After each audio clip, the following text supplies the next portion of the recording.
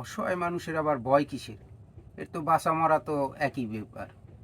আপনার একটি শেয়ারেই কিন্তু এই যে শেয়ালি কাকা তিনি কিন্তু এটা ঘর পেতে পারে। আপনারা সবাই এগিয়ে আসুন, একটি শেয়ার দিয়ে হলেও শেয়ালি চাচার পাশে থাকবেন।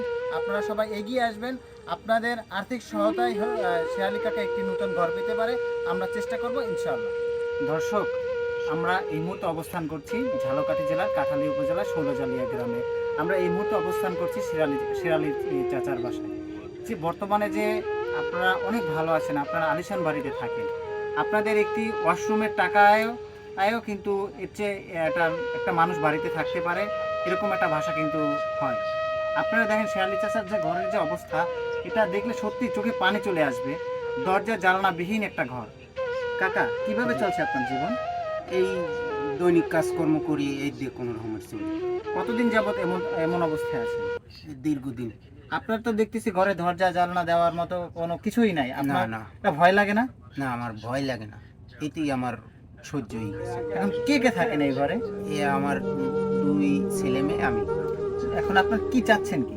চাচ্ছি যদি একটা ঘরের ব্যবস্থা হয় তাহলে মোটামুটি যদি ভালো থাকতে পারি। যারা এই ভিডিওটি দেখবেন সবাই একটু এগিয়ে আসবেন। আপনাদের অঞ্চলে এবং আপনাদের আশেপাশে এরকম শেয়ালি চাচার মতো অনেক হতদরিদ্র মানুষ আছে, তাদের পাশে দাঁড়াবেন, এমনটাই প্রত্যাশা থাকবে।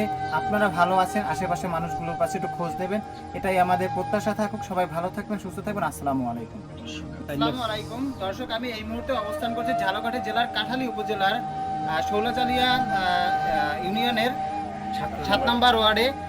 কাকা, আপনার নাম কি? আমার নাম শেরালি।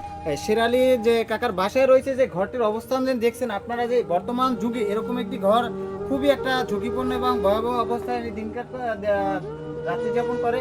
আর এই ঘরটির অবস্থা আপনারা দেখতে পাচ্ছেন, পলিথিন দিয়ে রয়েছে, কিন্তু দরজা জানলা কোনো কিছু নাই, ওপেন প্লেস। এখানে কিন্তু তার একটা বিষয় আছে, তার কিন্তু দরজা জানলা দিয়ে কোথাও যেতে হয় না, পুরো কিন্তু ওপেন প্লেস আসা যায়। আপনি কি চাচ্ছেন? আপনার সমস্যা আমার এই ঘরের জন্য কষ্ট হইতেছে, একটা ঘর হইলেই আমার যথেষ্ট। আপনার ঘর হলে আপনার ফ্যামিলিতে কে কে আছে? আমার দুইটা বাচ্চা আর আমি। এই, আপনার স্ত্রী নাই? না, হে মারা গেছে। কিভাবে জীবিকা নির্বাহ করেন কি? ওই রোজ ইনকাম করি, যেভাবে চলতে পারি এই দিয়ে।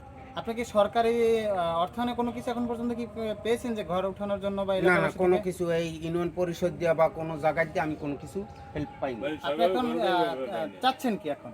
এখন চাচ্ছি যে আমার ঘরটা যাতে হইতে পারে, এই নিয়ে ঘরে থাকতে দর্শক, পারি। আপনারা দেখেন আমরা যে ঘরের ভিতরে যাচ্ছি, যে ঘরের যে অবস্থাটা দেখেন, এখানে থাকে এই যে শিরালি দাদা এই এখানেই বসবাস করে। এই যে ঘরের